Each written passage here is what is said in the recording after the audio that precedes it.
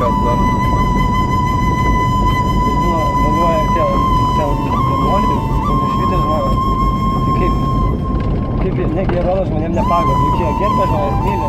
Kaip čia su? Ar jie tokie užsijėmė visą laiką? Ar jie gali sau leisti tai? Aš tai manau, kad jie neturėtų vėluoti. Aš nežinau, kas konkrečiai vėluoja, kas nevėluoja, bet manau, kad... Jūs, Aurimai, būna kartais, nu tikrai, man nors sakyti, pavėluojat kartais. Jo, man aš kartais pavėluoju, bet tai...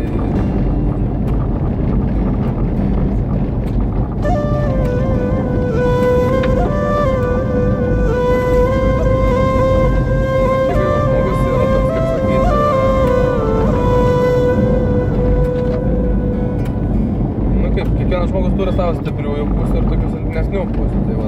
Bet jūs vis tiek esate energetiškai toks stiprus žmogus. Nušvitęs. Ar tai čia galit sau leisti, tai jeigu tiesiog... Galbūt aš nesuprantu, bet tiesiog paaiškinu gal reikia. Nu, matot, aš tada kaip vis tiek esu toks gan nušvitęs žmogus, tai aš gyvenu iš karto keliose materijose.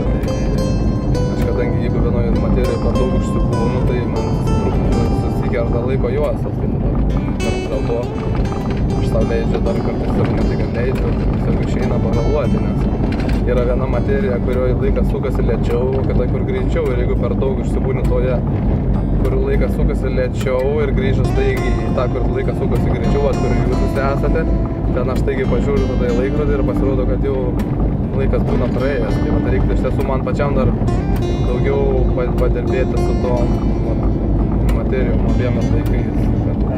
Bet būnant toj kitoj materijoje, kad laiką žinoti, kad laikas čia sukasi iš tikrųjų lėčiau, bet kai grįžtu čia, laikas jau bus greitesnis.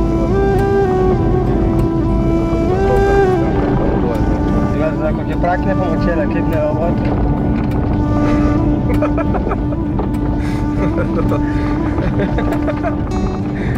Praktinė pamokėlė, kaip nevėluoti.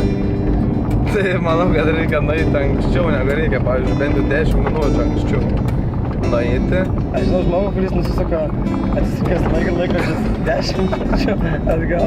Jo, bet tai žinokite, šiaip būdas yra tikrai neblogas ir jisai padeda.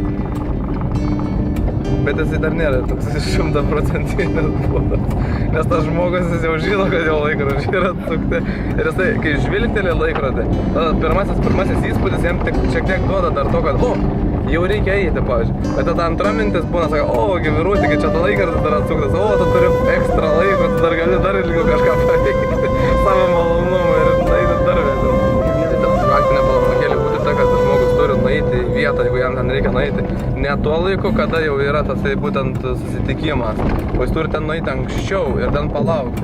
O būtent ką jis galėtų veikti, kol laukia, čia jau apie tai pakalbėsim dar kitais kartais, nes yra labai gerų veiklų, kurias žmogus gali veikti belaukiant, vienu žodžiu, belaukdamas, sakykime, turėdamas laisvo laiko. Tai gali netgi būti labai vertingas laikas skirtas savo, kaip sakant, laikas savo. Taip, aš pavyzdžiui, kad mes dabar atvažiavome ir turėsime puikų laiką savo, nes mūsų niekas nevėja, mums visi reikalai jau yra sutvarkyti, nors jau yra apie 22 valandą, bet tai vis tiek yra viskas ribose to, kad mes turim savo laisvalaikį, įtelpame. Ir be to niekur nevėluojam, nes nieko nesam suplanavę.